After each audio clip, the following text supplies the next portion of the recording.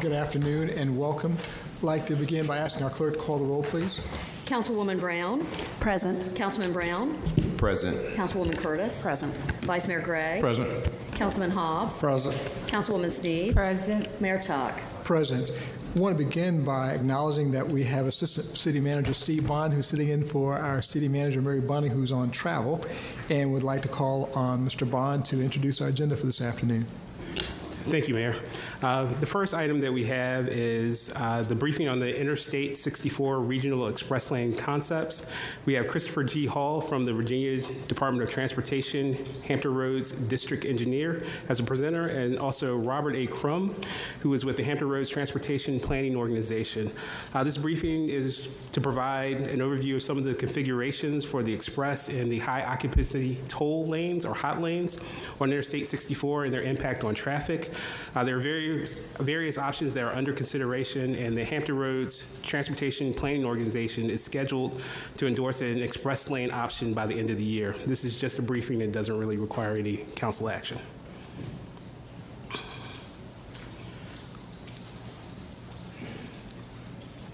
Welcome. Thank you, Mayor Tuck, council members. It's my pleasure to be here this afternoon and appreciate the opportunity to share some information with the Hampton City Council and your residents and viewers on our proposed Regional Express Lanes network. Again, my name is Bob Crum.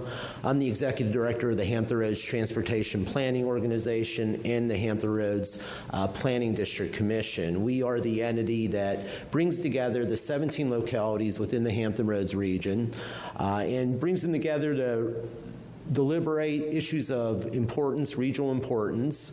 In this particular case, issues related to our regional transportation network. I'm joined today by, as was mentioned, Chris Hall, who is the district administrator, your district administrator with the Virginia Department of Transportation. I would also like to introduce my colleague, Mr. Kevin Page, that I know everybody is very familiar with, of the Hampton Roads Transportation Accountability Commission. Before we begin, I just think it's important to stress the relationship and collaboration that we're seeing between our region and these three organizations.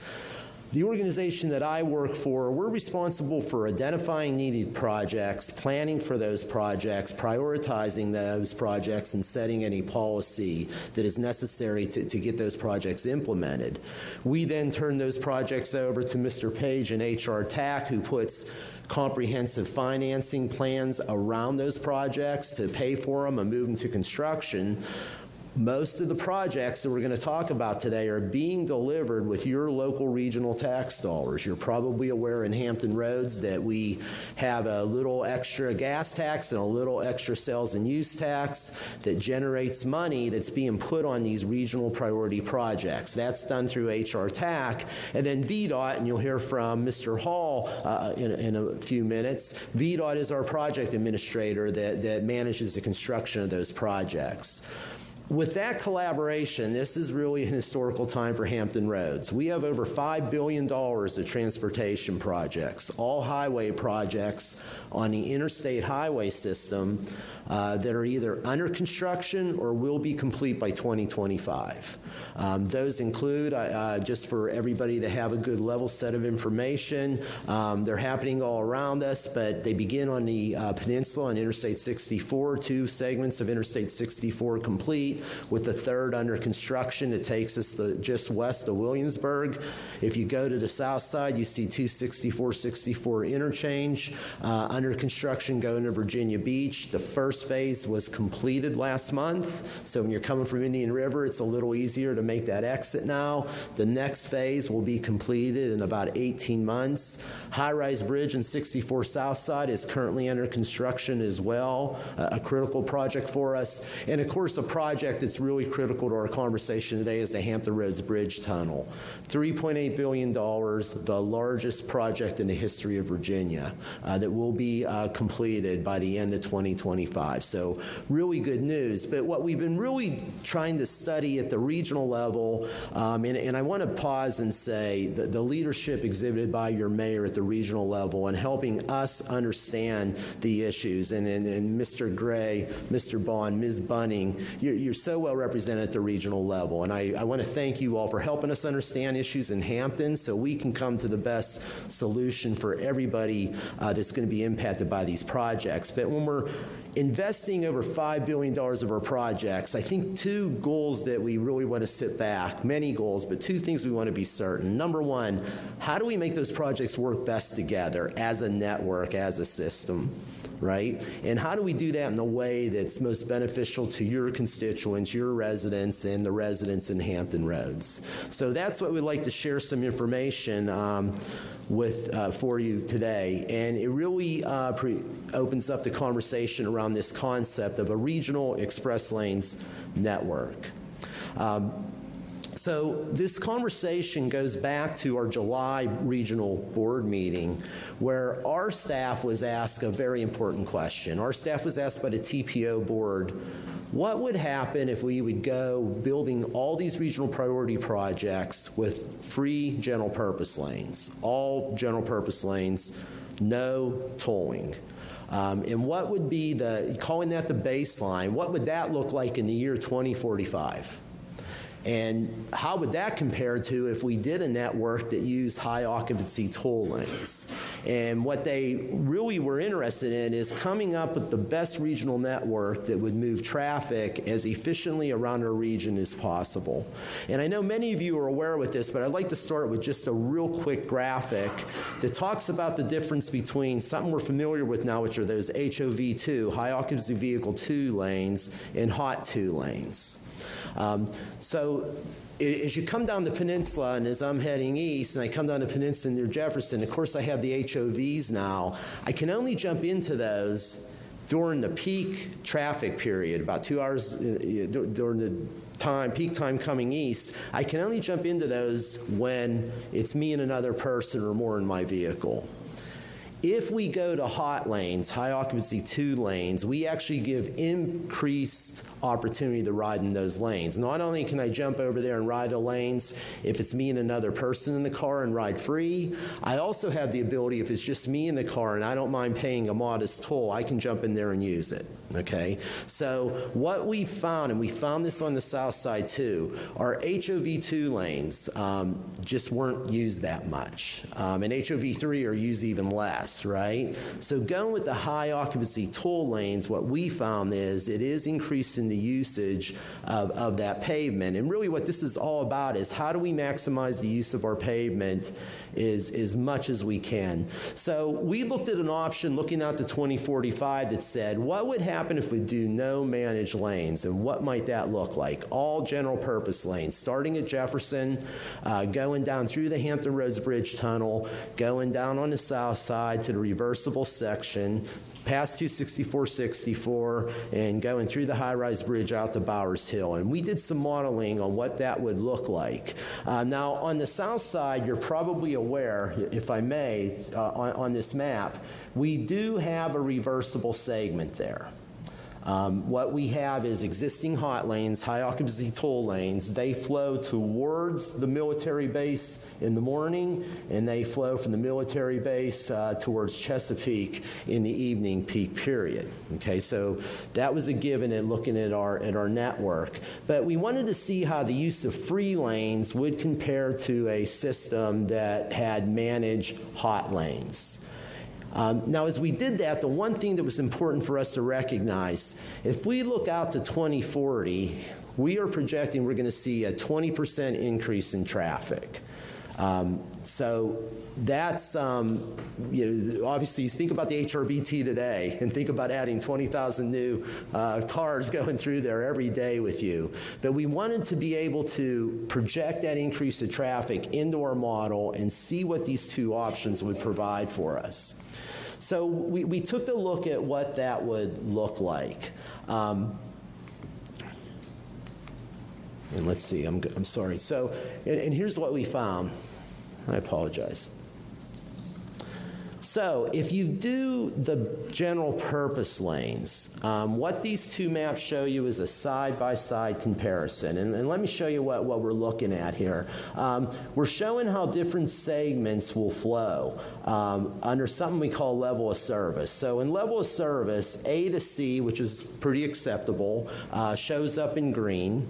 Yellow is level service D, orange is E, and F is failure, it's red. So what you're looking for is as much green and yellow on this map as possible, which indicates traffic mobility. And when it starts turning red and orange, it starts to show we're going to have some congestion problems. As you can see, if we go all general purpose lanes with our traffic, we just can't build our way out of congestion. What that's showing is that when you get out in the year 2040, the approach coming down the peninsula is going to be failing. You're going to have level service D at best on the approach, going past the segment we're looking at right out the window, coming down past Settlers Landing. Through the HRBT, it fails. And we barely avoid failure. We're at level service E as we go to the south side. It doesn't start lighting up, and this is the AM peak period, until you get down the Greenbrier and start headed down the Bowers Hill. What our analysis showed, though, is, and let me stop a second. What's concerning about that is we know we have two major constraints. There's more than that, but two big ones. Number one, we just don't have enough right-of-way to continue to build more general purpose lanes. And I think you all know that better than anybody. Coming down through Hampton, we have the critical property of Hampton University and Emancipation Oak. We have the very important cemetery property. There's not a lot of right-of-way there at all. And the mayor, I know, knows that better than us. He's been measuring and keeping an eye on us that what we're proposing, we can fit in that right-of-way, and we appreciate that. And likewise, when we jump to the south side, you have Willoughby Spit, a neighborhood that's very concerned about right-of-way acquisition. And then you have the military. We just can't go too wide past the military. On top of that, Mr. Page would tell you that we have fully allocated all of our money to do these $5 billion of projects. So if this being the case, that these are all the general purpose lanes we can fit in there, what we're showing on the managed lane scenario is if we keep a managed hot lane, we can always guarantee a free flow trip around that system, the whole way around the Bowers Hill. And there's an update on that I'll share at the end, Mayor, about a more recent vision of what that might eventually evolve to. The hot lane would be a dynamic toll lane. The toll would be structured based on the amount of traffic using the general purpose lanes to encourage people to move over and use the hot lane as much as possible to open up mobility in the general purpose lane. So it would give me the ability, if I'm a single rider, if I don't mind paying the toll, I can move over and use the hot lane. Anybody that has two or more people in the vehicle could also move over and use the hot lane.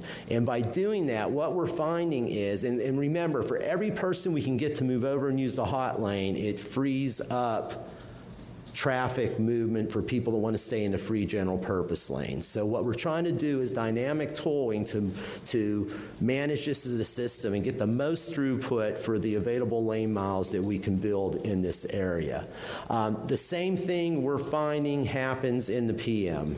As we start to head from Bowers Hill through the high-rise bridge, if we do all general purpose lanes, we don't do any better than failure or E. So as you see, we're all orange, we're all red.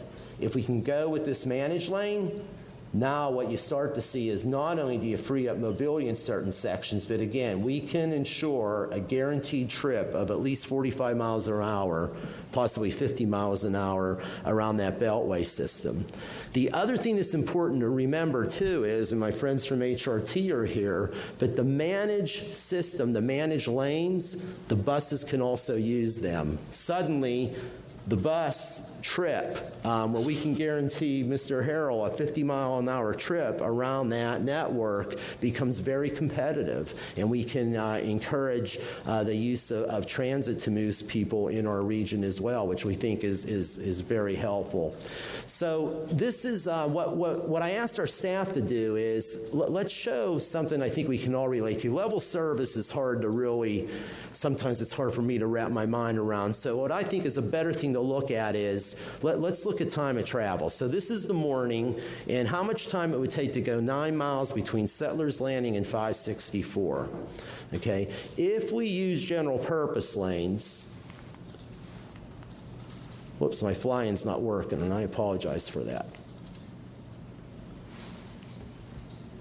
If we use general purpose lanes, what we're seeing is that the average trip to go from Settlers Landing to 564 is going to take 29 minutes, which means you'll go about 19 miles an hour. If you can provide hot lanes and you can jump in the hot lane, we can guarantee that trip to be 12 minutes. And that it goes out to the year 2040. So even after we put all that growth into the system, the 20% growth in traffic, what the modeling is showing is the high occupancy toll lanes are going to provide the best option for mobility. And as you can see, just in that trip from Settlers Landing to 564, it's going to save you 17 minutes on that trip. The same way in the evening, again, coming back the other way. So you're coming home, you're coming from 564 to Settlers. What we're seeing is general purpose lanes would be about 28 minutes if we did all general purpose lanes. Because, and you see it across the country, we just can't build our way out of congestion, right? But if we go the managed lanes, the high occupancy toll lanes, that trip we can guarantee in the hot lane a 12-minute trip again at 45 miles an hour. So that's where we really think that we're starting to see some benefit. We did, with the ability of our model, we were really interested to know what would the impact be of these hot lanes to local roadways in Hampton. And we took a look at some road locations. Because what we were interested in seeing is we wanted to make certain that people weren't getting off and cutting through as you're dealing with today. What our analysis showed is that the impact to local roadways in both Hampton and Norfolk, it does not appear that the hot lanes will induce additional traffic through your city. So we thought that was a positive conclusion. We didn't know going in. We wanted to take a quick look at that for you. But we're finding that in both Hampton and again in Norfolk, we're not seeing cut through from our modeling by using the hot lanes. And I think by and large, that's because you're providing a guaranteed trip. So real quick, looking out to 2040, what we're finding is if we go all general purpose free lanes, we're going to have severe congestion. That if we can do the managed lanes, that we can provide for that reliable trip, that the time savings, just going from 564 to Settlers, you're saving about 16 minutes on that trip, 28 minutes in general purpose lanes, 12 minutes in the hot lanes. And we're also finding that the managed lanes do not have impact to our local roadways. Now, before I move forward and have Mr. Hall come up, I'd just like to update you on a conversation that we had just in the past 2 weeks, an important policy statement made by our board this past Thursday. By the end of the year, Mr. Page's organization, the HR TAC, and VDOT are going to have to enter into a comprehensive tolling agreement related to these hot lanes and related to the Hampton Roads Bridge Tunnel project. We have been through a series of meetings as we try to deliberate regional issues and establish important positions on critical things that have to go into that agreement. And one of those meetings was our two boards meeting in joint session just this past Thursday. At Thursday's meeting, our 49 elected officials sitting around the table made some important statements as a region. First statement was, if we're going to have express lanes, that those express lanes would be managed and potentially operated by your local elected officials through HR TAC. Our region felt incredibly strongly that this shouldn't be something that is, we have a great partnership with VDOT, but this is something that we want to be able to have with our local elected officials' input on, what's a good question that I'm sure you're going to ask. What could the toll be? We think that the local elected officials need to make those decisions on what those toll levels are, and that's critically important. The second thing that the board said was Mayor Tuck raised some really important considerations. Initially, we were looking at a hot network where you would start to enter into the hot lanes around Settlers and LaSalle, right, start to get queued up as you go through the Hampton Roads Bridge Tunnel. But Mayor Tuck raised a concern, and he was exactly right. When we looked at the modeling, and it starts to make sense, so you're weaving and merging to get in and out of those hot lanes, what we found is if you do it too close to Settlers and the HRBT, it actually causes more congestion. That's why we moved the entry point back to Jefferson. That allows people, if they want to start getting in the hot lane, to get ready to go across the water, they can do it as far back as Jefferson. There will be a couple of places on the way where they can get in and out, but allows them to get lining up to go through the HRBT. Not only did our region support the hot lane network starting at Jefferson, but the region endorsed that hot lane network continuing around the loop through HRBT, down past 264, going past Greenbrier, through the high-rise bridge, Bowers Hill, and even someday coming back up around through the Monitor Merrimack and coming back to the Coliseum. Because what our regional officials said is, if we're going to do this correctly, it's got to be a regional network. It shouldn't be hot lanes in one city and not another, that it should be a cohesive network that we manage appropriately based on what the traffic conditions are at any given point in time. Mr. Crum, on the hot lanes picking up at Jefferson heading east, you said there would be a couple of places where you can get in and out. Would there be an exit for 664? And since you have two hot lanes, I mean, what would that exit look like? Is that something that crosses over the general purpose lanes, or is there a different way to get in and out to get on the 564 at that site? Yes. Yes, sir. Mayor Tuck, Mr. Gray, excellent question. It really is a great segue to Mr. Hall, who's going to have some very good photos for you up here that's going to show you exactly where those items happen. Before I ask if Chris could come up, I did want to, Mr. Gray, if I may, and Mayor Tuck, one more thing I wanted to mention related to our policy statement last Thursday before I queue it up for Mr. Hall to answer those questions.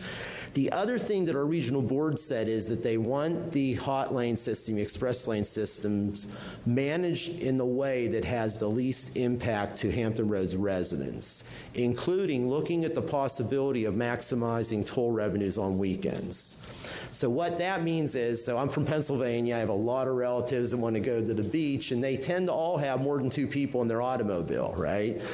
So the concern was, on weekends, if we have everybody coming down, the tourists, and they're not paying the toll, that could have a negative impact on your residents, right? So one of the things that our board asked HR TAC to look at with VDOT is, what does a toll mechanism look like on weekends? Because in Hampton Roads, as you're very well aware, our peak periods are different. It's just not that business day, right? It's Friday, it's Saturday, it's Sunday. And there could be a way to maximize toll collection that has a lower impact on residents if we think it's appropriate, and maybe more of that burden being shared with our visitors, tourists visiting the community. Mayor, I'm going to remain for questions, but I think that Mr. Hall really can respond to some of Mr. Gray's question about what that segment looks like. So That's fine. Thank you.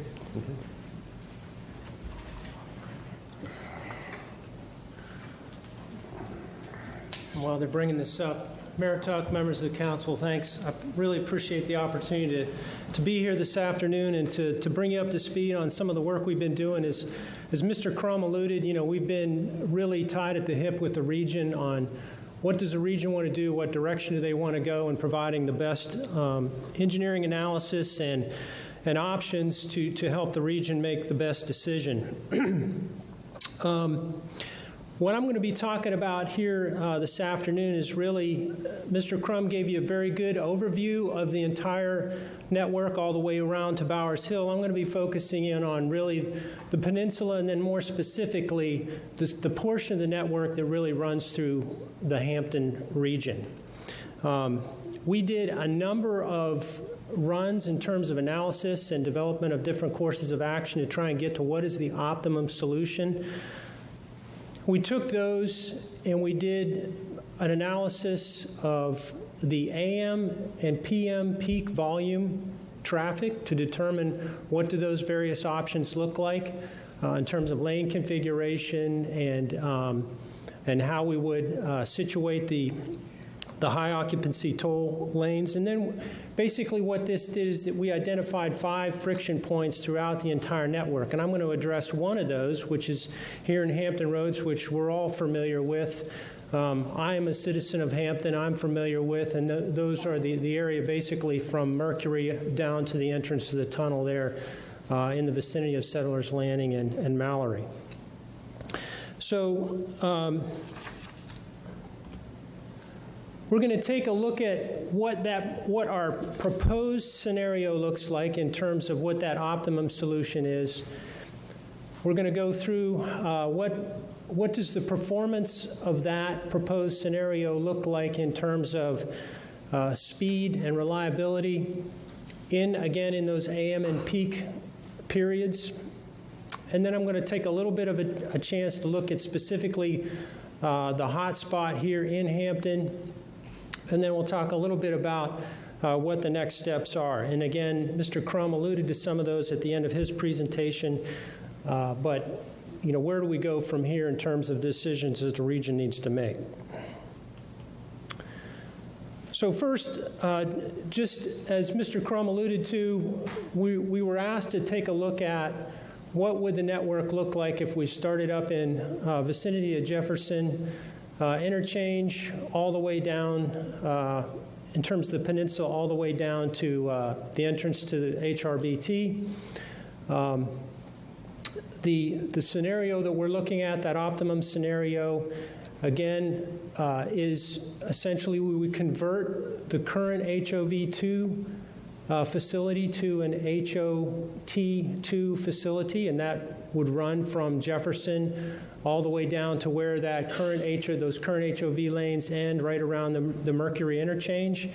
And that first profile up there on the upper left just shows what that cross-section would look like in sort of general terms. And a couple of things I want to explain about this is you'll hear the term bollard separated, and what that means is you would have a separated facility to where there would be a very discrete distinction on what's the hot lane and what's the general purpose lane. And bollards are similar to what you all have put in here right out there at the Settlers Landing area, right at the entrance to Hampton University. Those plastic delineator things you can drive over if we have an emergency issue. But essentially that's to segment traffic and try and normalize traffic. So between Mercury and LaSalle, and I'll go into this in a lot more detail in the next couple slides, basically, we carry that single lane high occupancy toll facility all the way through to LaSalle. And then the difference here is we'll begin a widening project right around the riprap landing area, and we'll be potentially doing some things to taper into that further to the west, but essentially we would generate a 4-lane profile in both the eastbound and westbound directions to facilitate traffic through that critical choke point area that we're all familiar with, basically from Mercury LaSalle interchange area all the way down to the bridge tunnel. Now I want to get into this in a lot more detail, and I apologize if you can't see the graphics. I do have the roll plots. If you all have more specific questions and you're not getting what you need from this, but what we're going to generally do here is I'm going to walk you through from east to west and then from west to east what the system looks like, the proposed concept would look like as we travel through the Hampton region. So we're starting here at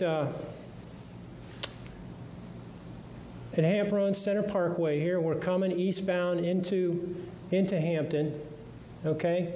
And we have this profile here. We have that barrier separated profile where you have 3 general purpose lanes and 1 high occupancy toll lane, hot lane, that would be carried through all the way through this area. So again, you're separated, that traffic's normalized from points further to the west, and we're coming into the Mercury interchange. Right past the Mercury, or past the this is Magruder comes in here, we'll open up the system. So this gets, I believe, to Mr. Gray's question, where we'll have a point of where those folks that are coming in from Magruder will have access into the hot network at this point. So that's kind of what this reflects down here, where you have an open section. When I mean an open section, we don't have the bollards in there anymore, and that would allow traffic to merge or diverge in and out of the hot network at that point. As we move further to the east, you see the little hatch lines here. That indicates you have an open system. And again, that would be delineated by rumble strips and paint, but essentially it would allow motorists to weave into and exit out of the hot network at this point if they wanted to get off at Mercury or prepare to merge off onto 664 as we're coming through the Mercury interchange here. Okay, and we carry that, going eastbound, we carry that cross-section all the way through as we're approaching now the 664 interchange. Again, this will all be an open section to accommodate folks to be able to get into and out of the hot network. Now, as we come into the 664 interchange, we're going to close the network back up. And now we go into, again, back into that bollard separated area through here. Okay, as we come into underneath and through the 664 interchange, now we're approaching LaSalle. And we have a closed system at this point. Okay, we have a closed system at this point. And when we come past, now we're coming through and past LaSalle in the eastbound direction. We still have that separated system to normalize. Again, the idea is to normalize traffic through this area. And I'm going to show you a simulation that kind of shows how that's going to work. And then as we get further past LaSalle, we're past the King Street Rip-Rap Road ramp there, and we're approaching King Street. Now is where we're going to start that widening effort, and we're going to open it up to a 4-lane cross section, both in the eastbound and westbound direction. And we basically develop this, what we call a choice entry. Okay, so you're coming now, if you're in the general purpose lanes through this area, you don't have the option to get into the hot network. Now you have the ability to get into the hot network. We've generated that additional access point, again, to service folks that are coming from 664 northbound and want to get into the network traveling eastbound, or from LaSalle, or Mercury. That's where they can enter. And then we carry this cross section. This is a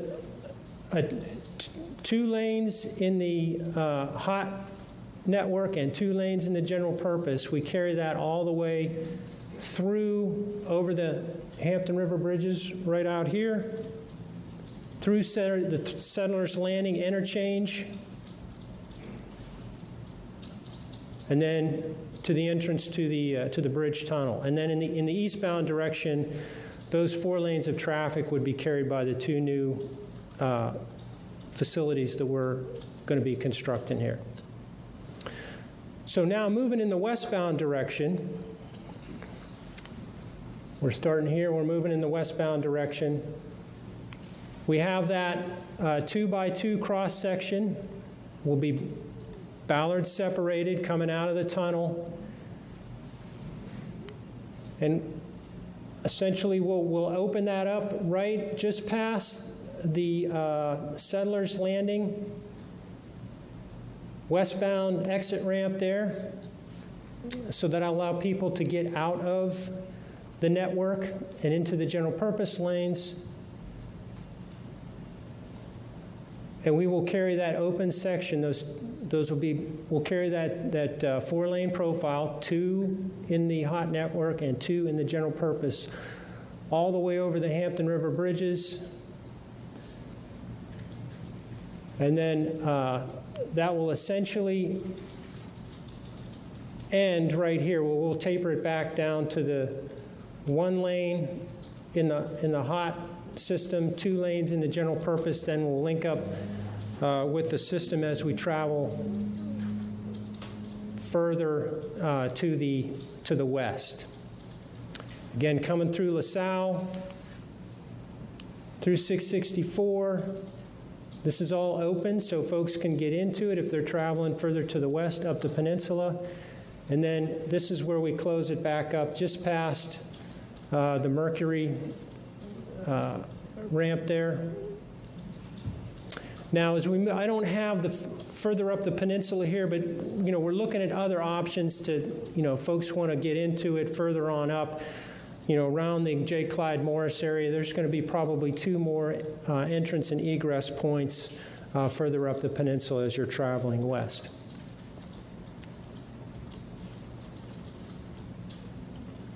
Now, the next thing I'd like to show you is how did this perform? And what this graphic shows is basically across the top are those peak periods, and this chart shows how the system performs in the AM peak period in the eastbound direction. And on the left-hand side there, you have the location. So we're starting up here at Fort Eustis Boulevard. We're moving east as you move down the chart. Across the top is we're starting early in the morning here, and we're moving towards 8:30 at the end of our peak period.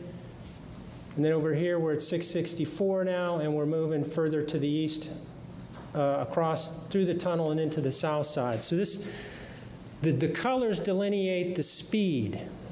So obviously, the darker the red, the slower you go. The darker the green, the faster you're going. And the point of this chart is really to show that you have free flow conditions now in the eastbound direction in the peak period in the AM. Now this analysis was done for the 2025 horizon. So this is in the year 2025, essentially at the opening of the tunnel and the high-rise bridge. We wanted to make sure that we had full connectivity, and we had the full value of those 2 significant investments in the network.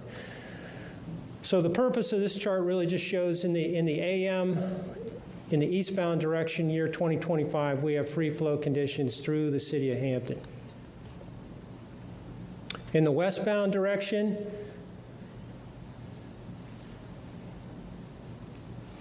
again, we're starting in the bottom here. We're moving up through the tunnel. On the south side, we still have a little bit of a friction there, as just typical motorist behavior. But we're moving up through 664, on up the peninsula. Again, free flow conditions in both the general purpose and the hot network. Now in the PM, in the eastbound, same thing really for the city of Hampton. Free flow conditions, and you read these charts the same way, general purpose and hot. As we move in the eastbound direction, free flow conditions all the way through the tunnel.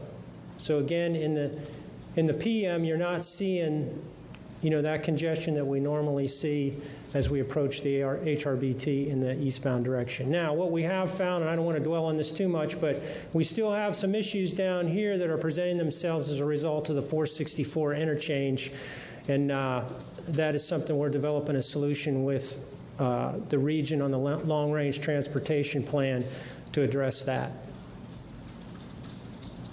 In the westbound direction, 2025 PM. Similar here, as we move westbound, what we do see is a little bit of friction generated, and this is typical. It's really around those close maneuvers in the J. Clyde Morris intersection there, that tight cloverleaf. But in general, we'll have free flow conditions throughout the network on the peninsula. Now, this chart just kind of shows as we progressed through the various scenarios that we looked at, and I think one of the important pieces here to show is when we started with the base case, and that was as we have planned to deliver the Hampton Roads Bridge Tunnel as designed in a high-rise bridge without any other network improvements other than what we already have in the reversible network, this is what we would see in the year 2025. Now, I would just like to say, you know, we still see that congestion generating as you approach the tunnel. If this were 2025 without the tunnel, this would be black. So we still have capacity improvements. Obviously, we're making that investment. But the point here is with modest increases in the network and changes, we can get the real utility out of all those large investments we're making to provide a reliable system well into the future. This graph just shows if we were to move the entrance point of the hot network from around the area of Settlers Landing a little bit further to the east, and this is in the eastbound direction, we would see some improvement in congestion, but there's still congestion there, and potential for impacts on the city of Hampton arterials. But when we introduce, as I walked you through that network, when we introduce the widening in that four-lane cross-section in the eastbound and westbound direction, we completely eliminate that congestion as we approach the tunnel. Now, this just shows you, this is that simulation that I referenced, just shows you what the actual model, the micro model, looks like 2025 peak period as we're approaching the Hampton Roads Bridge Tunnel from the east direction. And we're moving through the Mercury interchange here.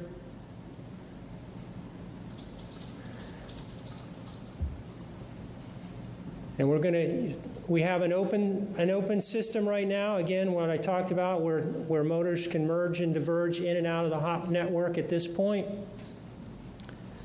And then as we get closer to 664, you see the solid white line pick up there on the left shoulder.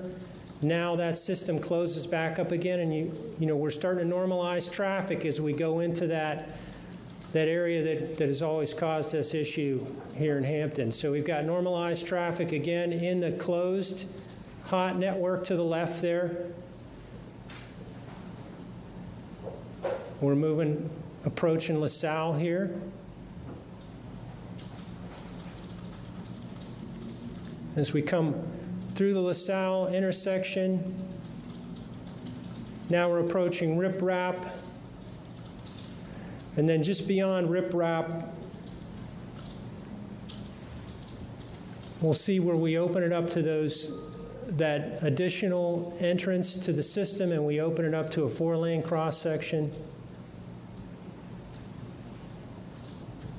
right here. Basically the center of the screen there. Now we have 2 lanes in the hot system, 2 lanes in the general purpose in both directions, moving east and westbound. Again, this is the peak period traffic modeled for the year 2025. Now we're approaching Settlers Landing, over Settlers Landing as we approach the bridge tunnel.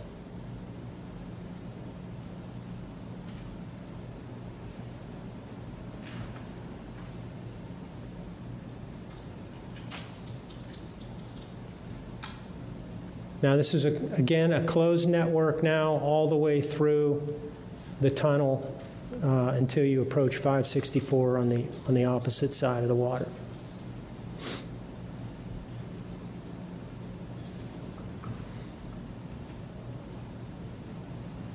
And this just shows, again, we have a reliable solution there in the hot network, in that optimal case. Really, in all of those cases, as we looked at the base case all the way through our proposed case, our hot system performed well through the hot spot here in Hampton.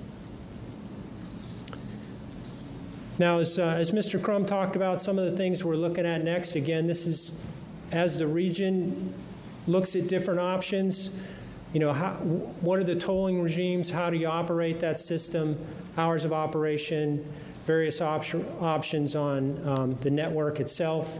Those are all decisions yet to be determined by the region. And then, of course, as we look forward on the financing plan for how we would look to make these improvements. So those are things that, as a region, we're looking at. And again, as VDOT supports the region, really looking to provide them the best options from a technical standpoint on how we deliver these improvements, again, to the Hampton Roads region. So unless you have any questions, that concludes my presentation, sir. Any questions from members of council? Councilwoman Brown? Thank you, Mr. Mayor. I just had one question, Mr. Hall, which relates to the interchanges at at LaSalle, and then the proposal or the thought that we might look at a new interchange maybe related there at Rip Rap Road and King. Has there been discussion about remodeling those interchanges as part of this engineering? Not yet. We have had some discussions with the city, I think specifically on a King Street interchange. Those are obviously things we can always consider in the future. We're in sort of the preliminary discussions with Federal Highway on how we would look at that entire area, because we really have to look at a series of interchanges through that reach and how that would all be orchestrated. But to your point, ma'am, yes, that's certainly something we can and will look at if it's the region's desire. So, if I may add to that, so both of those projects have been incorporated into our regional long-range plan. They're represented as a study to look at both of those interchanges. I know we've been working with Mr. DeProfio on that.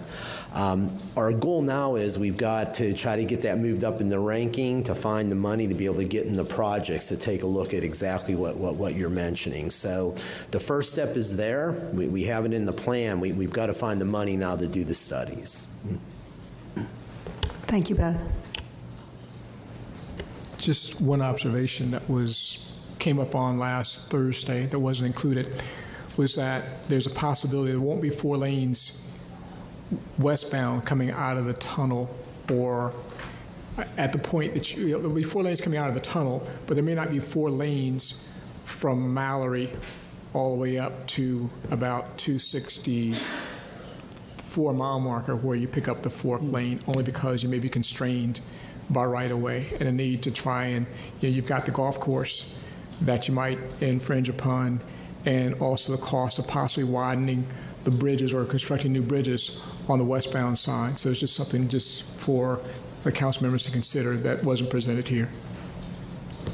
Yeah, and Mayor, I can address, we've been asked, the commissioners asked us to look at, and certainly the idea is not to in any way degrade the performance from the current proposed scenario that we have, but now we're looking at how do we minimize impacts to the Hampton bridges and other impacts within the corridor in terms of, a cost perspective. Any other questions or comments? Thank you for the presentation. Yes, sir.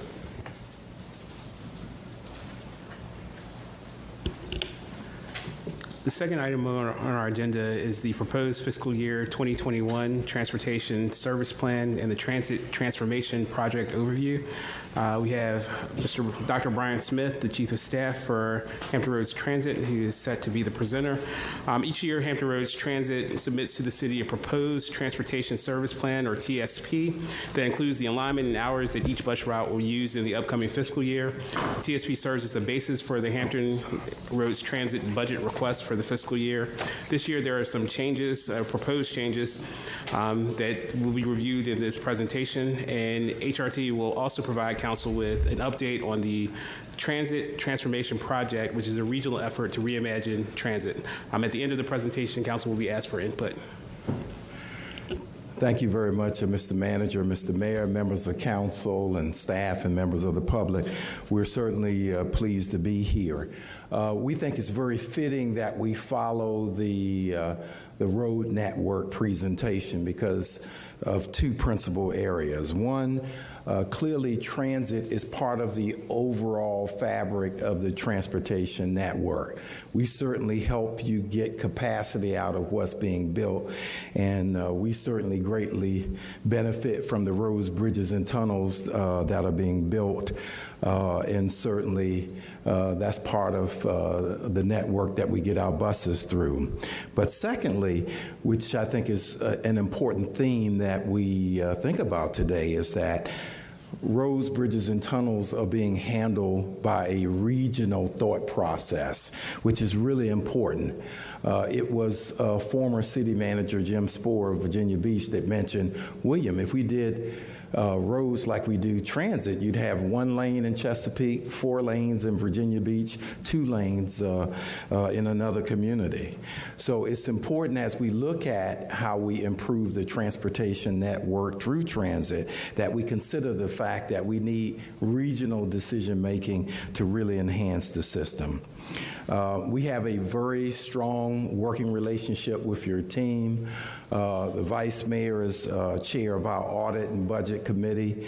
In addition to that, Brian DeProfio has been the chair of our Management and Financial Committee, which combs through our finances on a regular basis, and our financial reports have improved greatly with his support. Now Ms. Cipriano out of Newport News is chairing that particular committee.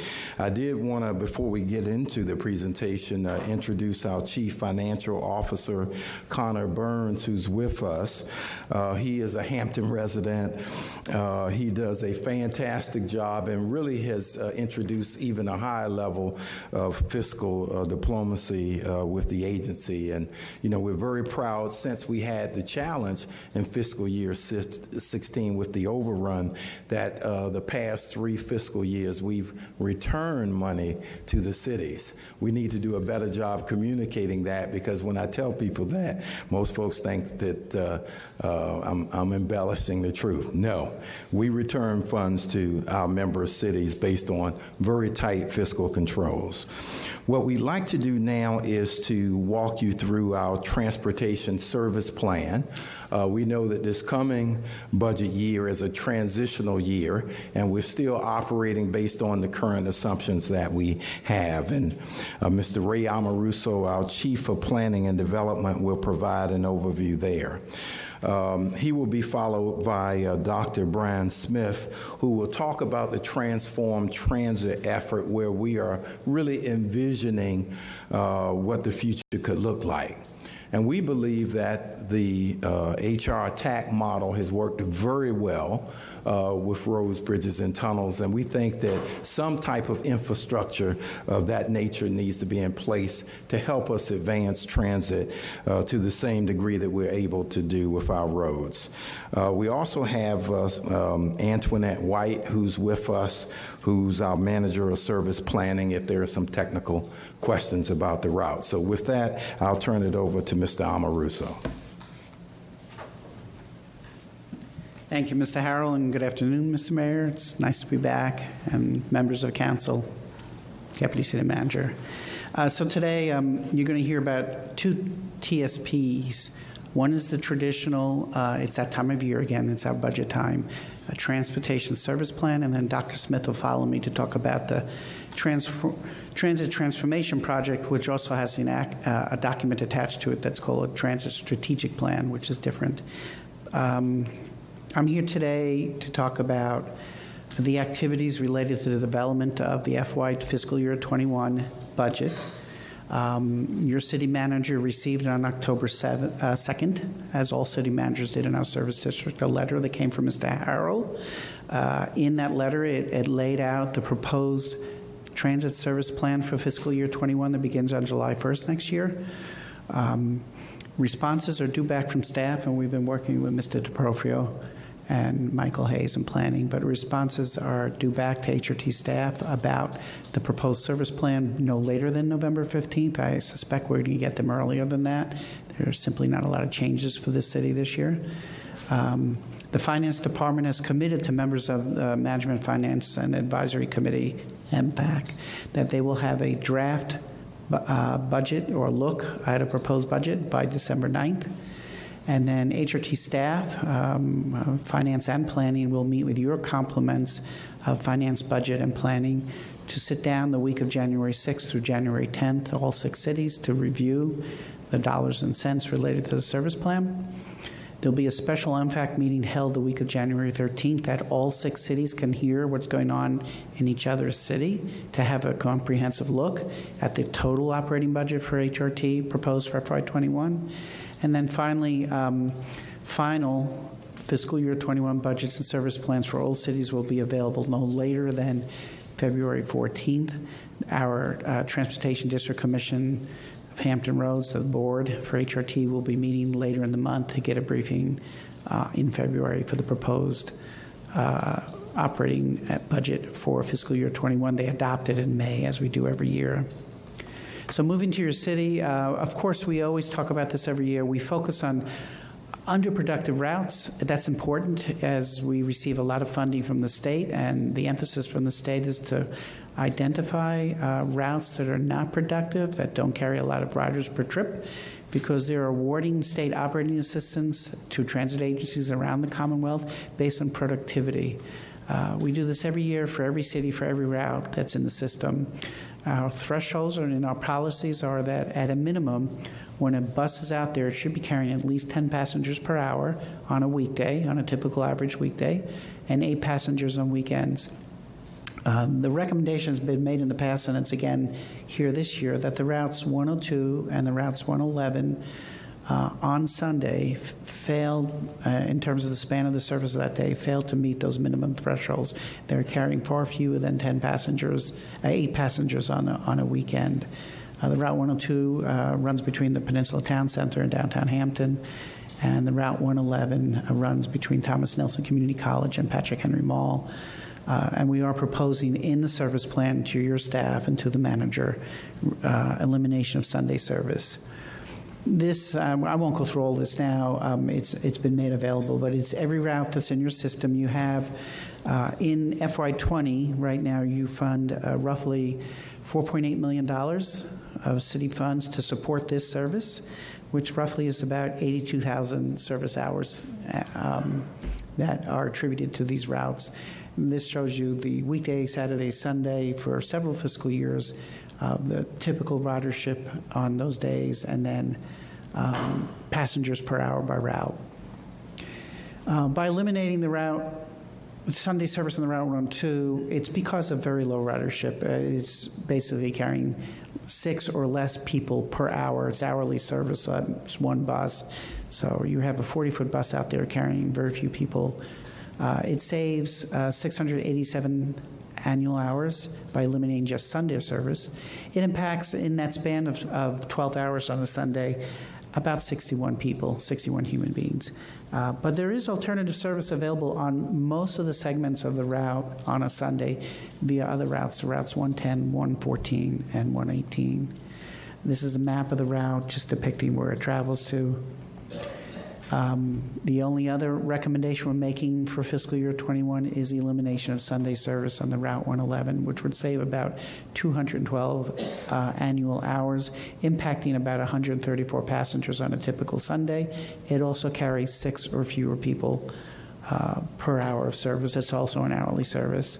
There is alternative service available to the major activity centers that this route services via the routes 110, 118, Center City via Route 112, and Patrick Henry Mall via the routes you see here. The only case that's different is that on a Sunday there would be no service available to Berkeley Village. Pretty much that's it. The rest of the service plan is similar to this year.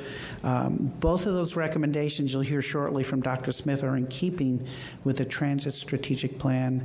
As we talk about the 10-year plan that the state requires us to develop, we try to ensure that fiscal year 21 discussions of the service plan are in keeping in the spirit of what's recommended in that Transit Strategic Plan. This is just a map. I'm going to pause here before I bring Dr. Smith up. Your staff is well aware of the recommendations. The city manager will write us back whether or not she finds that acceptable, but if you all have questions about the Sunday elimination of service, I'd be happy to answer them, or we can bring Dr. Smith up and talk about the Transit Strategic Plan, the 10-year plan. Any questions or comments from council? Okay, thank you. Okay. And Brian. Thank you, Ray. And Mr. Mayor and Council, thank you. It's an honor to be with you this morning or this afternoon and be able to share a little bit about a project that we refer to as the Transit Transformation Project. And one of the main deliverables of that project is to have a new transit strategic plan for Hampton Roads Transit.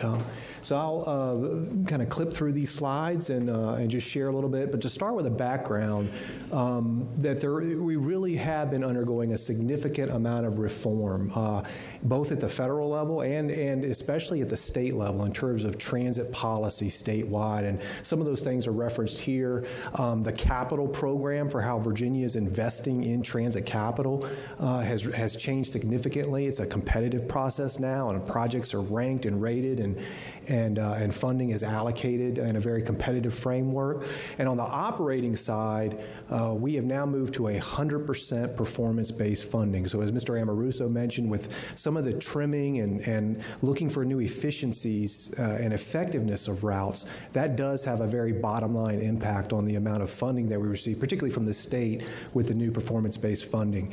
And one of the, additionally, a change that has happened is this new requirement for a transit strategic plan. And so we'll talk a little bit about that going forward. The transit strategic plan, basically, it's a 10-year plan, and that's broken up into kind of short, mid, and longer term investments over that 10-year horizon, and it replaces what was previously referred to as the transit development plan. We are required to be cost constrained in that, so we're certainly adhering to that. And another important element, I think, just to keep in mind, as the HRT board is set to consider and adopt the transit strategic plan in December, that it's a living document, so it will be updated on an annual basis as new information, better information becomes available as we begin to implement new services, and hopefully those changes have good outcomes. We'll build upon that year over year with annual updates over that 10-year horizon. So just to talk a little bit, again, and focus in particular on the Transit Transformation Project. Could talk at length about it, but if I could sum it up, really it's very simple. At the heart of it is we want to create a better regional bus system for Hampton Roads. New connections, faster commutes, better reliability. We kicked off in November of last year, and we'll wrap up here in December, with the new Transit Strategic Plan.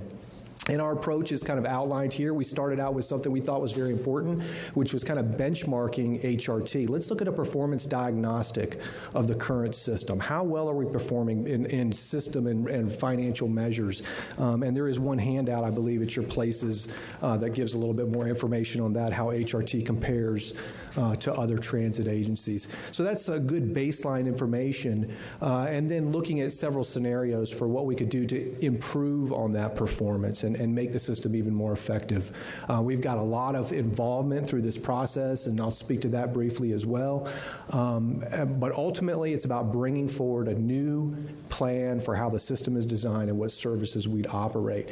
This just kind of shows you the flow of our process, and I won't decipher all of those hieroglyphics there, but we're in that shaded area you see there. We've got a final service plan, and we're going to be sharing more information on the cost and performance of that here. Actually, tomorrow there's a work session of HRT's board. On Monday, we'll be meeting with city managers and the technical work group, and we'll continue the process going forward, leading to December.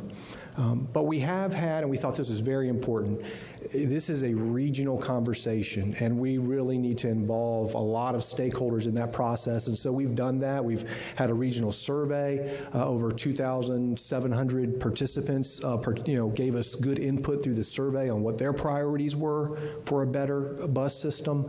We had small group workshops, over 50 organizations from all kinds of sectors, hospitals, higher education, military, tourism, economic development, a host of key stakeholders from around the region participated in these workshops. We did pop-up meetings, at 21 of those at some of our busy transit centers, so we're involving customers in this conversation, our employees. We've done public meetings in all of the cities and so forth, and we think that is really important, that whatever the future is, that is a question and a conversation for the region as a whole. So we've gotten a lot of great input through the process, and you see some of those different folks represented here. With the survey, just a top-line results of what we're hearing, and we've been hearing this for a number of years now. It wasn't particularly surprising, but it really reaffirmed what are the main priorities that we're hearing. And at the top of the list is more reliable service. Folks want a system that they can count on, and to get them to work, to get them to school or shopping or other important trips. More frequent service during rush hours, particularly in those times of day when more commuters are traveling back and forth between work and home. There was more of a priority on more frequent service during rush hour. Only 6 of HRT's current 56 local bus routes operate with any kind of 15-minute frequency during rush hour. And that is the industry standard for high-quality, reliable service is a decent frequency, particularly during rush hour. And you see the other things here. Technology is very important, so real-time information, mobile ticketing. These are some of the enhancements that we heard at the top of the list, particularly from the regional survey. And I'll clip through these next 5 slides really quickly, but I wanted to share with you as well. We did ask and engage folks around trade-offs, because at the end of the day, we know that resources are limited. We can't do everything, and so we do have to make tough decisions on how we would consider changing services. And so we asked these several trade-off questions. One of them had to do with frequency. If you were the architect of a new transit system that didn't exist today, and you knew you had a limited amount of resources to invest, where would you place the dot on this spectrum here? And that's what, at all of these public meetings and workshops, folks put one dot where they thought was most important. So on this one, the choice was between bus service everywhere, which is kind of wider coverage, or should we focus on more higher frequency service, particularly in midday? And you can see there, most of the dots were over on the far right with higher frequency service. The second question was, what types of trips should we prioritize in terms of geography? Should we focus on connections within jurisdictions, or should we be thinking more regionally and think about interjurisdictional travel and connections across city boundaries? And certainly you see the overwhelming support and the preference was over on the right-hand side, to be thinking regionally in terms of how the system is designed and operated. And then as far as time of day, what kind of emphasis should we have there when we're thinking about planning the service? Should we focus on peak commuting hours, which is the choice over on the left, or should we be thinking about equal service throughout the day?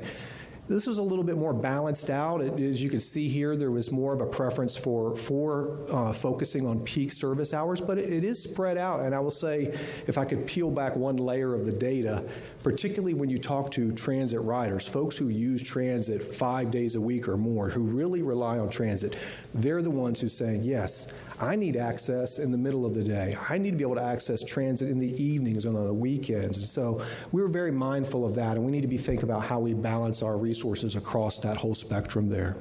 The fourth question, pretty straightforward. Should buses receive any kind of priority treatment on roadways? All of the traffic engineers put their dots over on the left, where no preferential treatment for buses. But by and large, folks said, yes, we should be thinking about this. Let's look at different ways, perhaps, and this is going to take some rolling up some sleeves and collaborating to work on those things, but clearly people think that buses should receive some kind of priority treatment. And finally, very important, should regional standards be implemented? And this is something we don't have today. We've got a service that is basically designed very kind of parochially. Each city pays for the level of service it wants, but clearly folks are saying we think there should be regional standards for how the system is designed and operated. So that really, I would say, one major outcome of the Transit Transformation Project and what's being brought forward in the recommendations and what the new Transit Strategic Plan is built upon is implementing new regional standards. We think this is so important that wherever you are in Hampton Roads, particularly that footprint of HRT, which covers 6 cities, commuters should be able to count on the system in terms of, and know hours of day, availability of service, and so forth across the region. So, and I want to give credit to our TPO friends, particularly to start with the top of the list there. One of those is to have a regional backbone. And we've been talking about this now for some time, so that's one of the recommendations, that there should be a regional backbone. That would be more along major corridors that are connecting key activity centers and places of higher employment and population density. And service would run every 15 minutes in peak hours. So that would be, in our proposal, a significant amount of more of 15-minute frequency compared to just those 6 routes that we operate today.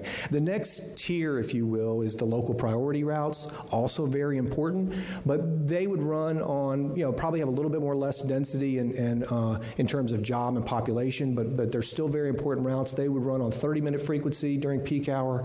And then you have coverage routes. There are some places that don't have as much demand in terms of population and jobs and so forth, but there's still a need for transit connectivity in many communities, and so coverage routes would serve those.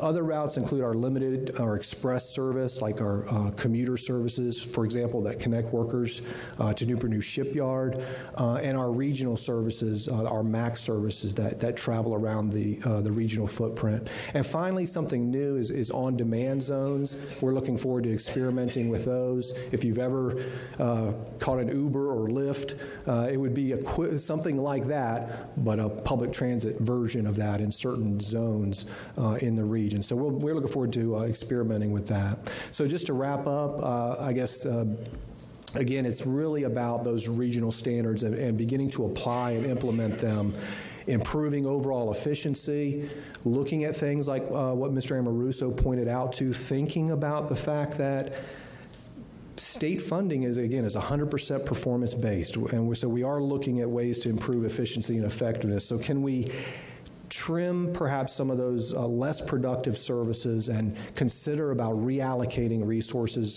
to be a little bit more effective in terms of the amount of people we serve and delivering more value for our communities. Again, we'll be having more conversation in depth tomorrow and moving into the month of November, and as proceeding forward in December as HRT's board will adopt a transit strategic plan.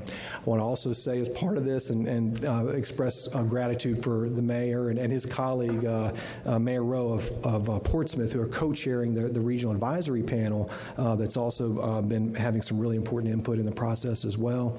We're excited, and with that, I want to yield to Mr. Harrell, and I'll be glad to answer any questions you might have. Question, Mayor.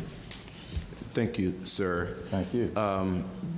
Is there plans to look at the bus routes already in Hampton and to increase bus routes based on what the needs are? A lot of times the folks tell me there's not enough bus routes and not enough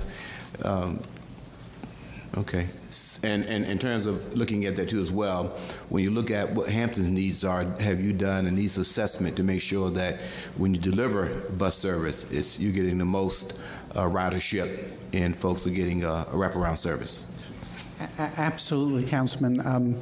What you don't see on these slides, and of course we couldn't convey it, is a lot of data and analytics had gone into it. We had not only just talked to people at public meetings, and we had several public meetings in your city and did a survey, but we also look at your comprehensive plan, your future growth plans of where you're choosing to emphasize development in your city in the future. And then we couple that with what we call propensity diagrams based upon the people who use transit for a variety of reasons and those that have lack of choice. So we know where transit would be successful based on looking at the traffic analysis zones, looking at the census tracts today, and then for layering that on top of the comprehensive plan, looking at how the proposed growth areas of Hampton are going to happen. So that resulted in the recommendations of those regional backbone routes that have 15-minute service like a Mercury Boulevard, and those that need to maintain at least 2 buses an hour for a longer span of service, which are called coverage routes. Then the final structure is that 60-minute service, which are I'll call them lifeline routes, that they still need to be in place. They may not be productive, but they're there for a different reason. So we did all of that, which resulted in the recommendations that Dr. Smith just summarized for us. So absolutely, there's data underlying all of the recommendations that we made. You will see some changes in the existing route structures. Some of the routes will go away. Others will change to be more direct. We put a big emphasis on eliminating route deviations. Over the history of HRT, dating back to even before HRT to Peninsula Transit, there have been deviations of routes that no one can even explain why they're there anymore. Somebody made a request many years ago. Routes are more productive when they're straighter, when they're running straight on a road. The more you deviate into neighborhoods and a smaller street system, so the longer the trip time takes and the fewer people you're picking up. So that's part of the trade-off exercise we did as well in that. I understand the increasing the routes as well, but will you also look at extending operation hours? That was part of the recommendation, that a uniform system among all 6 cities so that the guesswork is out of it. We had to constrain ourselves with the financial resources that we are provided with today. But yes, the answer is the regional backbone route system proposes 1 a.m. service starting early in the morning, 5 a.m., to 1 a.m. service on weekdays. That doesn't exist today in your city. There is no route that runs to 1 a.m. And the increase in routes and time, is that cost to the city, a city who is asking for more routes and more extended time? Is that extra cost to what we have to contribute to HRT? The methodology we employed was in the cost-neutral plan to try and stay as close as possible to the revenue hours as a system by the 6 cities that are funded today. There's about a 1% increase in revenue hours, which translates as a system over the 6 cities of $1 million. Some cities will pay a little bit more, but in exchange for that, they'll get longer service hours and more frequent service. And that's the information we're bringing forward to the board in a workshop in November. We'll have both ridership, because for this additional investment, of course, we're also expecting an increase in ridership, which actually brings more fare box revenue, which helps to offset the subsidies that are paid for the routes. So some cities will pay a little bit more simply because they don't have that service today. Yeah, what I'd like to add are just 2 additional points. Our goal, and we recognize that this is a lot of information that we're bringing forward, a lot of additional work needs to occur. So we see the upcoming budget year as a transitional one, and that's why we presented the standard transportation service plan that you're accustomed to. I mentioned the Management Financial Committee, MFAC Committee, that Mr. DeProfio has chaired. we look at over the next year or so working through some of those issues. We recognize that, there's got to be negotiation and discussions with the cities. Whenever we propose any changes, what we hear from the budget folks is you got to bring a plan to us. You can't just come to us with significant changes in 1 year. So we know over the course of the next year, and we're hoping that this will be one of many presentations as we work through those issues. The other piece, and I know you'll be looking at your legislative plan soon, is that we believe that we can make a strong business case when you look at the additional employment as well as opportunity for additional transit to parts of the population that don't have it today, that there could be a business case made to the state to support some level of funding along your major trunk lines that we've talked about. That's certainly something, some of the ideas we got in working with Mr. Crum and his team, but those backbone routes, I think a business case could be made that some level of support, similar to what we have in place for roads, bridges, and tunnels, could help support transit in a uniform regional manner, which would free up some general funds, because right now cities pay 45% of the operating budget of Hampton Roads Transit, and because of that, there's not as much money for the capital budget, and that's why we have so many older buses running around the region. So anyway, I think there are some strategic decisions that need to be made at a regional level, and we're trying to lay a framework for that. Any other questions or comments? Okay. Thank you. Thank you very much.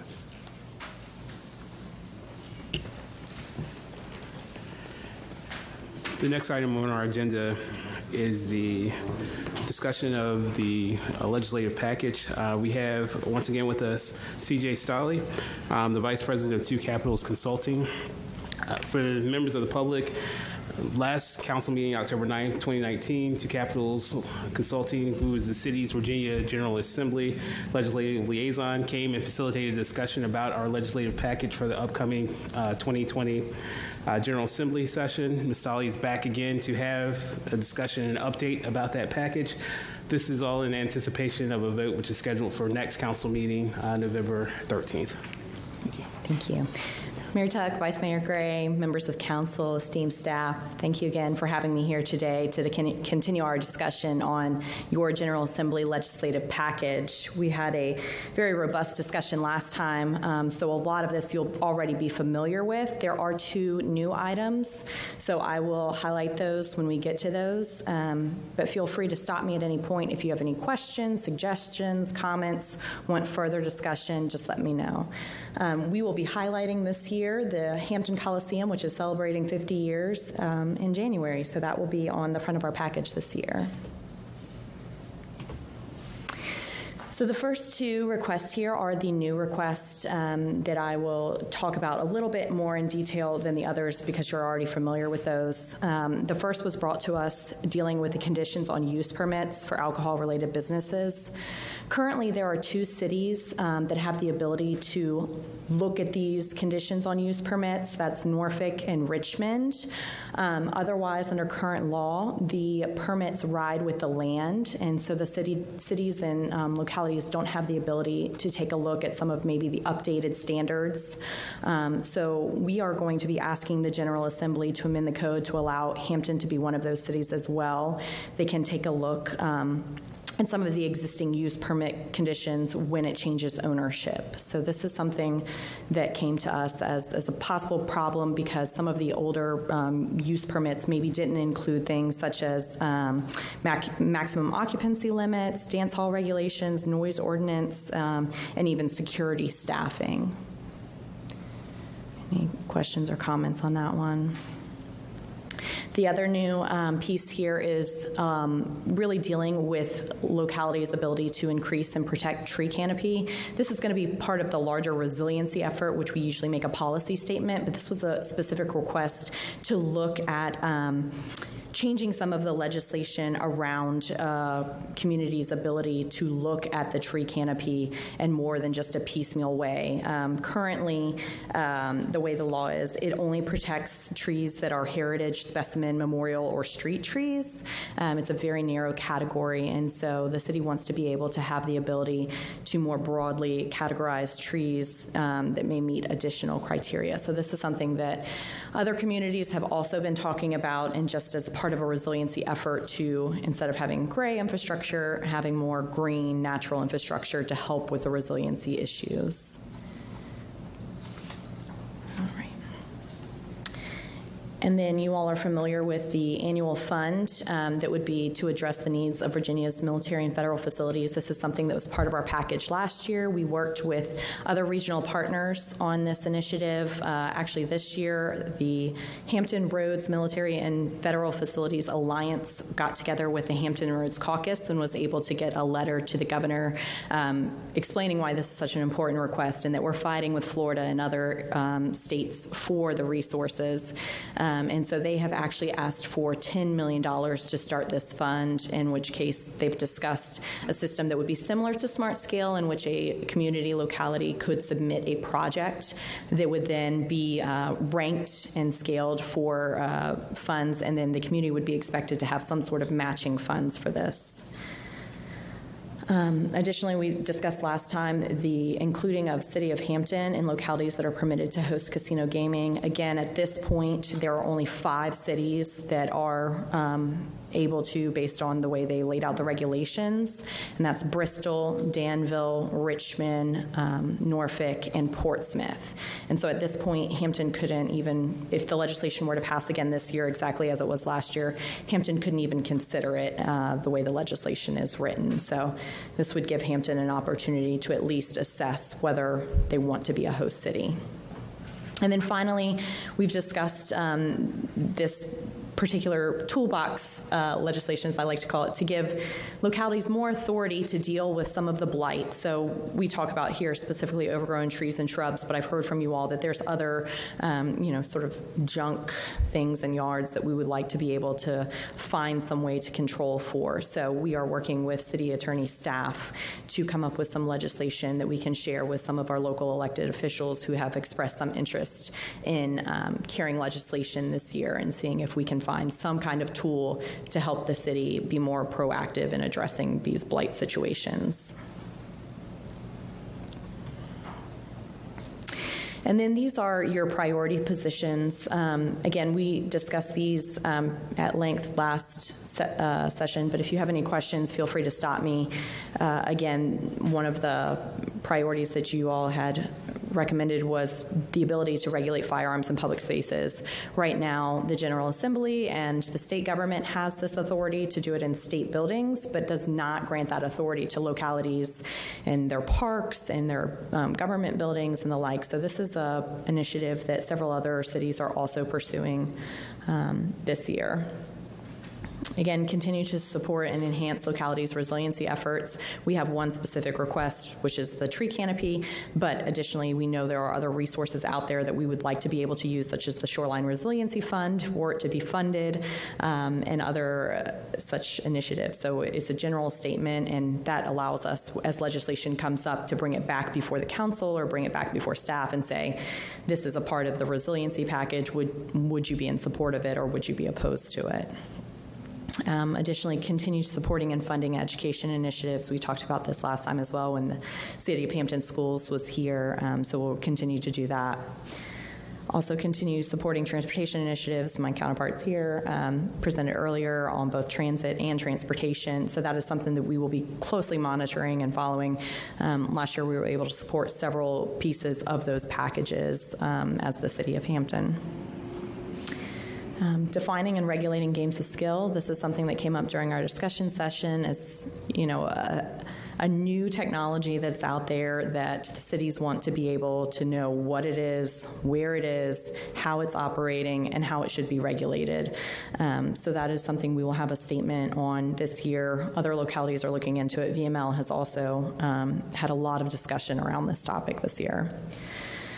Expanding the communication sales and use tax. Again, this is something that comes up every year as the younger millennials use more, cut the cord more, use more other technology that is not currently being taxed and move away from that is being taxed, and declining revenues are a problem for the city of Hampton. So we'll have a statement in there, and we have some data to back that. And then honoring prior commitments to the state assistance to local police departments. Again, this is the 599 program where the General Assembly said we're going to fund to a certain level, and they have not been keeping pace with that level. So we will have a statement on that as well. Refraining from passing unfunded mandates in constitutional inequity. This comes up every year. The General Assembly likes to pass down laws and says, you figure out how to pay for them.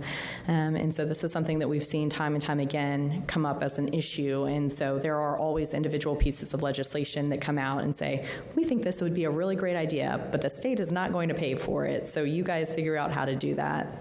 And so that will be something we'll be looking out for and letting you all know if legislation comes up to that effect and whether or not we should support or oppose that legislation. And then finally, we discussed requiring the reporting of lost or stolen firearms. This was a piece of legislation that was put in during the special session this summer. We expect to see several pieces of legislation regarding different aspects of gun safety, gun violence. So this was one that the council had agreed was an important one for the city. Any questions or comments on discussion on those topics? Okay. Additionally, we have a statement from the Hampton Roads Regional Jail that would support and increase staffing. This has been an issue going on for several years, but they have had an agreement now that they need to fulfill based on investigations and audits. And so we will be including the statement from the Hampton Roads Regional Jail. And support legislation that reduces instances of distracted driving. As we discussed, Hampton has been proactive in pursuing your own ordinance on this, but if there were other pieces of legislation, we could bring them back to the council and ask specifically, is this something you would support as a council, or just generically we support reducing distracted driving? And then finally, supporting legislative efforts to address the opioid epidemic, fentanyl. There's been several leaps in this area, but there's always continued need, so that is another part of your package. And then here is a list of your partner priorities. I think it cut off NASA Langley at the end, but you can see we have a lot of partners that we help support. And oftentimes during the General Assembly session, there'll be a bill or a piece of legislation that is very important to one of these partners. I get guidance from city staff, from the city attorney's office. Is this something you would like me to actively support or oppose? And then I am able to speak on behalf of the city of Hampton. So last year when there was the funding issue for HRT, that was something that we brought to you all, and we were able to help support that and get the safe harbor for them for a year while they adjusted their funding schemes. So just an update on where we are in the legislative agenda. We are actually about a week and a half out from Election Day, so I hope you all are ready to head to the polls and cast your ballots. We are ready to have some certainty of who will be aware come January, so that is coming up quickly. And then just to let you know, today I'm obviously presenting the agenda to you all. You all are slated to approve that on November 13th, and then we will start shopping legislation with members. Pre-file begins November 18th. It's on a delayed schedule this year because of Election Day. So every year that there is an election, pre-file begins in November to allow the new members to come in and be able to get their feet wet a little bit before they start having to file legislation. In the off year, it'll be in July.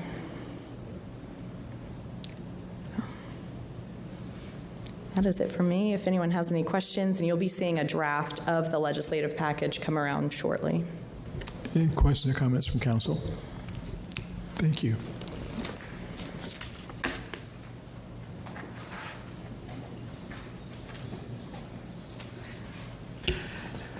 Mr. Mayor, that is the last item on our agenda. Thank you, Mr. Bond. I'd like to find if there are any regional issues. Is there any new business?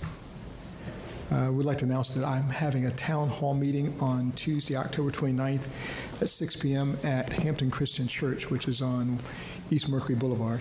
I'd like to ask the clerk to please read the motion required to convene our closed session, please.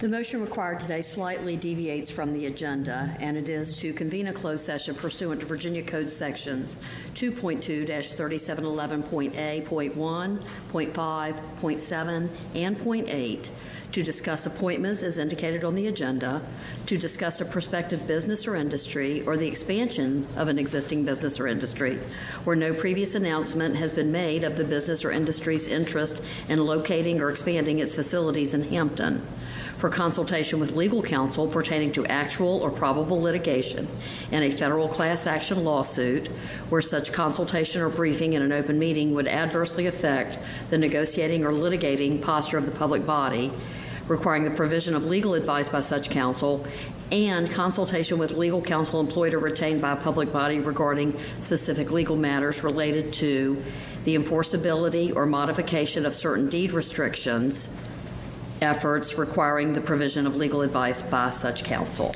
I'd ask for a motion and second. So moved. Second. Councilwoman Brown. Aye. Councilman Brown. Aye. Councilwoman Curtis. Aye. Vice Mayor Gray. Aye. Councilman Hobbs. Aye. Councilwoman Sneed. Aye. Mayor Tuck. Aye. Time is 2:34. I'd like to convene in the Lawson Conference Room at 2:45. It's 2:50.